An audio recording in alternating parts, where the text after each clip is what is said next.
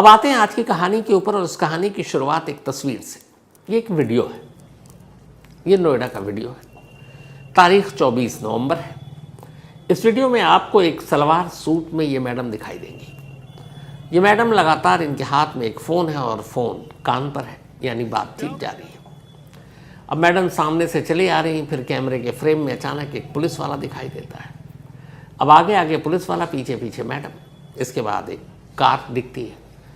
Police वाला car का दरवाज़ा खोलता और मैडम उस कार के अंदर बैठ जाती। ये तस्वीर खत्म। थोड़ी देर के बाद एक फिर दूसरी तस्वीर में ये मैडम नज़र आती हैं। इस बार मैडम के साथ एक पुलिस वाली और आगे आगे भी 2 पुलिस वाले, कुल 3 पुलिस वाले मैडम के साथ चल रहे हैं। लेकिन इस बार भी मैडम के हाथ में मोबाइल कान पर, बातचीत का सिलसिला अब भी जारी।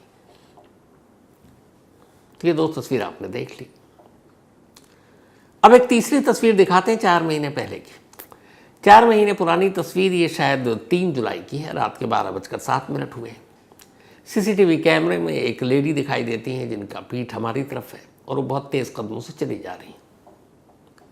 तो ये 3 तस्वीर आपको दिखाती। तो ये तस्वीर आपने देख ली। अब कहेंगे कि इस तस्वीर की कहानी क्या है। तो ये जो मैडम नोएडा में आपको घूमते हुए दिखाई दे रही हैं और साथ में पुलिस वाले हैं, पुलिस वाला कार का दरवाज़ा खोलकर इन्हें बिठा रहा है। असल में ये एक भूत है। आप यकीन नहीं करेंगे, कहेंगे कि मजाक कर रहा हूँ। सचमुच ही एक भूत है। इसलिए ये भूत है कि इन मैडम का कत्ल 4 महीने पहले हो चुका है। 4 महीने पहले ये मर चुकी और इनके कत्ल का इल्ज़ाम किसी और पर नहीं बल्कि खुद इनके अपने पति के ऊपर लगा। और न सिर्फ इल्ज़ाम लगा बल्कि पुलिस ने उस पति को गिरफ्तार कर लिया। न सिर्फ गिरफ्तार किया बल्कि गिरफ्तार करने के बाद जेल भेज दिया। न सिर्फ जेल भेजा बल्कि 3 महीना जब बीत गए तो जो एक तय मियाद होती है 90 दिन के अंदर चार्जशीट दाखिल करना, आरोप पत्र दायर करना, तो पुलिस ने चार्जशीट भी दाखिल कर दी। और चार्जशीट में इल्ज़ाम यही था कि इस पति ने अपनी पत्नी को किडनैप किया, किडनैप करने के बाद उसका कत्ल किया, कत्ल करने के बाद उसकी लाश को कहीं छुपा दिया। ये सब कुछ कानून के पन्नों में दर्ज है। पति अभी, जब मैं आपको कहानी सुना रहा हूं, इस वक्त भी जेल में है, पिछले 4 महीने से। लेकिन जिस पत्नी के कत्ल का इल्ज़ाम है वो पत्नी भूत बनकर पिछले 4 महीने से नोएडा में घूम रही है। और अब जब उस भूत को कुछ लोगों ने पहचान लिया तो पुलिस पहुंची और इस वक्त वो मैडम पुलिस के साथ है, कायदे से हिरासत में है। लेकिन इस वीडियो को देखकर कहीं से लगता नहीं है कि ये हिरासत में है। ऐसा लगता है बल्कि पुलिस वाले उनकी रखवाली के लिए या उनके मुहाफिज बनकर चल रहे हैं। और वो लगातार हिरासत में भी, हाथ में फ़ोन पर बातचीत और कंटिन्यू बातचीत चल रही है। तो आपने अभी अभी जो देखा वो एक जिंदा भूत है जो 4 महीने पहले जिनका कत्ल हो चुका है। अब पूरी कहानी क्या है, तो फिर आपको पूरी कहानी सुनाता हूं। इसी साल मार्च में बिहार के मोतिहारी इलाके में रंजीत कुमार नाम के एक लड़के की शादी होती है। शादी घर वालों की मर्जी से हुई थी। रंजीत पढ़ा लिखा, ठीक ठाक परिवार। रिश्ते की बात चली तो पड़ोस के गांव में एक लड़की जिसका नाम गुंजा, तो गुंजा के साथ रिश्ता तय होता है। दोनों परिवार राजी होने के बाद मार्च 2025 में गुंजा और रंजीत की शादी कर दी जाती है। शादी के कुछ दिन के बाद गुंजा अपने ससुराल पहुंच जाती है। अब गुंजा ससुराल में है, पति पत्नी दोनों खुश हैं। धीरे धीरे वक्त आगे बढ़ रहा है। लेकिन जैसे जैसे वक्त आगे बढ़ रहा है तो गुंजा की जो हरकतें हैं वो ससुराल वाले अब नोटिस करना शुरू करते हैं। वो देखते हैं कि जब रंजीत यानी उसका पति चला जाता काम पर तो गुंजा अपने मोबाइल पर लग जाती। पहले तो घर वालों को यही लगा कि बेचारी ससुराल आई है, मायके की याद आती है, माँ बाप भाई बहन से बातें होती होंगी। चलता रहा। लेकिन बातों का सिलसिला मिनटों से जब घंटों में तब्दील हो गया तब उन्हें शक हुआ। उन्होंने अपने बेटे को बताया कि बहू तो दिन भर फ़ोन पे ही लगी रहती है। अब रंजीत ने भी देखा कई बार जब उसकी छुट्टी होती, संडे को वो घर पे होता, तो उसकी बीवी दूर बैठकर कहीं फ़ोन पे लगी रहती और घंटों। रंजीत ने पूछा कि क्या तुम्हें घरवालों की याद आती है, माँ बाप भाई बहन? तो फिर मैं तुम्हें ले चलता हूँ, कुछ दिन वहाँ रह लो। कहती नहीं, ऐसी कोई बात नहीं है। लेकिन धीरे धीरे अब रंजीत को भी शक होने लगता है। रंजीत अब उसका मोबाइल चेक करने की कोशिश करता है, गुंजा मना कर देती है। फ़ोन लॉक लगा रखा था उसने, वो उसको पासवर्ड पता नहीं, मोबाइल छूने नहीं देती, खोलने नहीं देती। अब रंजीत के दिल में शक पैदा होने लगा। कई बार इस बात को लेकर झगड़ भी पड़े दोनों। फिर आती है 3 मार्च की रात, 3 मार्च 2025। रंजीत और गुंजा एक कमरे में सो रहे थे। तभी 3 मार्च 2025 की उस रात, देर रात आंख खुली तो रंजीत ने महसूस किया कि गुंजा उसके पास बराबर में नहीं लेटी हुई है। उसने देखा, बत्ती जलाई, देखा गुंजा है नहीं। बाहर निकला, दूसरे कमरों में देखा, वॉशरूम में देखा, कहीं नहीं। फिर अपने माँ बाप को उठाया, दरवाज़ा देखा, अंदर से कुंडी जो है खुली हुई है, वरना लोग लगा कर सोते हैं। अब उसे फिक्र होने लगी, वो बाहर भागा, बदहवास इधर उधर देखने लगा। रात को पड़ोसी भी जागे, कहीं है नहीं आसपास। ससुराल फ़ोन किया, उन्होंने कहा नहीं, यहाँ तो है नहीं। फिर सीसीटीवी कैमरा खंगाला गया। जब सीसीटीवी कैमरा खंगाला गया तो ये वही कैमरा है जो मैंने आपको शुरू में दिखाया। 3 मार्च, बल्कि 3 जुलाई, शादी के 4 महीने बाद की है। रात के 12:07 पर कैमरे में वक्त दिखा रहा है, और इस कैमरे में यही गुंजा, रंजीत की वाइफ, तेज़ कदमों से कुछ घबराई हुई सी घर से बाहर निकलती है और फिर तेज़ी के साथ ही कैमरे के फ्रेम से गायब हो जाती है। अब जब उसने देखा कि वो तेज़ कदमों से जा रही है, आसपास कहीं खबर नहीं, चारों तरफ ढूंढ लिया। अगले दिन 4 जुलाई को अब रंजीत अपने घर वालों के साथ अरेजा पुलिस स्टेशन है, वहाँ पहुँचता है मोतिहारी में, और वहाँ जाकर अपनी वाइफ की गुमशुदगी की रिपोर्ट लिखा देता है। और वो ये भी बताता है कि रात को वो एक सीसीटीवी कैमरे में जाते हुए दिख रही है। पुलिस वाले कहते हैं वो कैमरा वैमरा छोड़ दो, वो हमारा काम है। गुमशुदगी की रिपोर्ट लिखते हैं और फिर कहते हैं कि तुमने तो गायब नहीं किया। फिर कहते हैं देखो मैं तो ढूंढूंगा, लेकिन तुम भी ढूंढो, मिल जाए तो बताना। परेशान रंजीत कहता है ठीक है, वहाँ से निकल लेता है। ससुराल वालों को पता, ससुराल वाले भी पहुँच चुके थे। अब सब मिलकर इधर उधर अपने जानकार दोस्तों सबको ढूंढ रहे हैं, कहीं कोई नहीं मिल रहा है। तभी 7 जुलाई को अचानक गुंजा के घर वाले, यानी रंजीत के ससुराल वाले, उसी पुलिस स्टेशन में पहुंचते हैं और एक नई कंप्लेंट दर्ज करा देते हैं। वो कहते हैं हमें शक है कि रंजीत ने दहेज की वजह से हमारी बेटी को मार दिया, मारने के बाद लाश कहीं छुपा दी। अब वैसे ही 4 दिन से पुलिस, रंजीत ने जो शिकायत की उस पर कोई एक्शन नहीं लिया, उल्टा कहा तुम ढूंढो। अब ससुराल वालों ने जब कंप्लेंट लिखी तो बस आनन फानन में पुलिस ने बिना कोई इंक्वायरी, बिना किसी जांच के सीधे रंजीत को गिरफ्तार कर लिया, एफआईआर दर्ज की।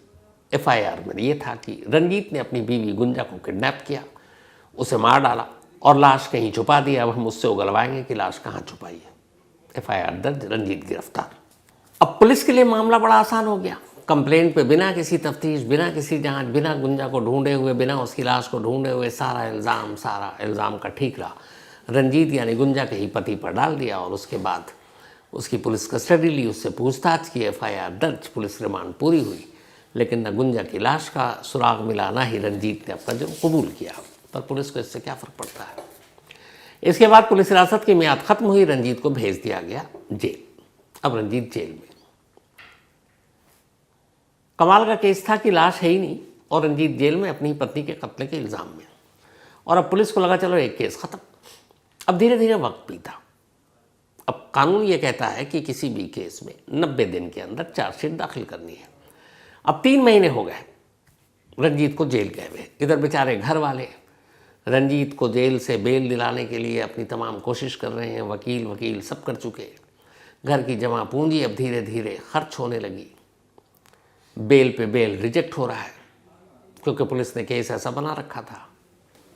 रंजीत बार बार चीख रहा है कि मैं तो बेकसूर हूँ, मैंने तो सीसीटीवी दिखाया। और कमाल ये कि सीसीटीवी एक एविडेंस है कि उस रात गुंजा अकेली जा रही है।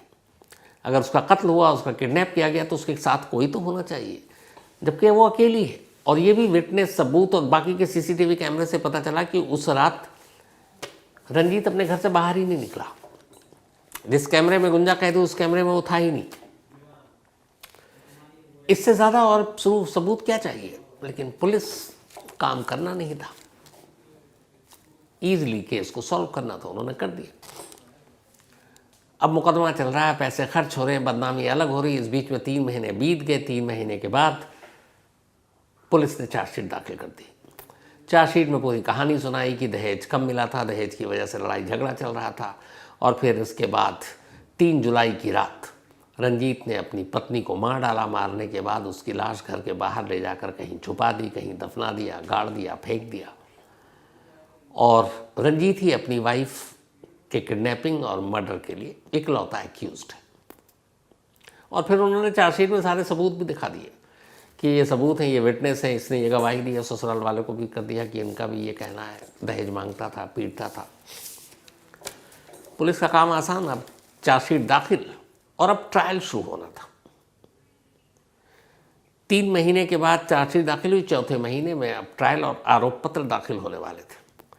इत्तेफाक से जब आरोप पत्र पर सुनवाई होनी थी और मोतिहारी की कोर्ट में, सेशन कोर्ट में इस पर अब जिरह शुरू होनी थी, अचानक एक फोन आता है नोएडा से मोतिहारी के, और कहा जाता है कि रंजीत की जो बीवी है उसके भूत को नोएडा में देखा गया है।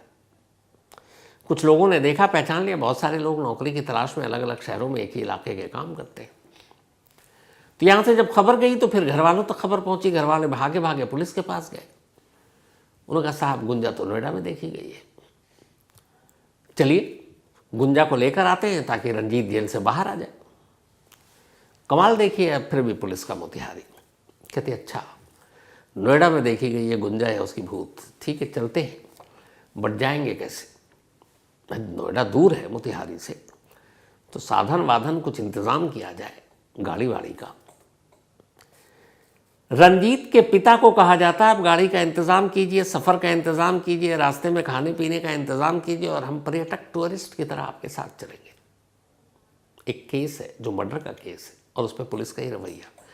जबकि कानून ये है कि किसी भी केस में जो रजिस्टर हो गया है, अगर उसमें आपको कहीं कोई सुराग मिलता है, कोई अरेस्टिंग करनी है, कहीं से एविडेंस कलेक्ट करना है, तो पुलिस सरकारी खर्च पर जाती है। बाकायदा हर पुलिस, हर स्टेट सेंट्रल एजेंसियों को एक पुलिस में अलग से फंड होता है जो इन्वेस्टिगेशन के ऊपर खर्च किया जाता है और ये पैसे सरकार देती है।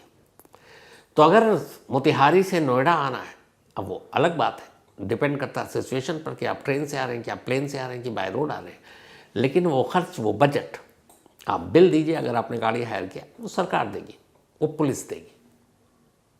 लेकिन यहाँ कमाल, पुलिस कहती है कि ठीक है चलेंगे, हम उसको लेकर तो आएंगे, लेकिन पहुँचे नोएडा कैसे, तो आप गाड़ी वाड़ी हायर कीजिए। अब मरता क्या ना करता, रंजीत के पिता एक गाड़ी हायर करते हैं, सब हो गया, कहते हैं अब आइए साहब। अब पुलिस वाले गाड़ी में बैठते हैं, वहाँ से अब पहुँचते हैं नोएडा।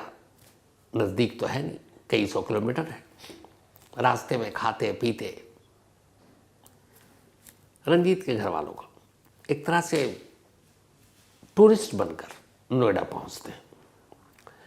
नोएडा आते हैं, फिर शख्स ने बताया था कि यहाँ उसकी भूत देखी गई है, उसके बाद उधर जाया जाता है। फिर एक घर पहुँचती है पुलिस, नोएडा पुलिस की मदद से। घर का की घंटी बजाई जाती है, दरवाज़ा खुलता है, अंदर 2 लोग दिखाई देते हैं। एक उसी रंजीत की पत्नी का भूत यानी गुंजा, जिसके कत्ल के इल्ज़ाम में रंजीत 4 महीने से जेल में, अभी भी जेल में, और दूसरा एक और शख्स। अब पुलिस दोनों से पूछताछ करती है, गुंजा को अपने साथ लेती है। ये जो वीडियो आपने देखा फ़ोन पर, ये उसी वक्त का है।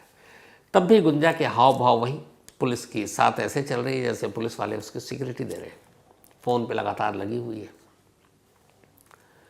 और इसके बाद खैर पुलिस अब इसे लेकर मोतिहारी पहुंचती है।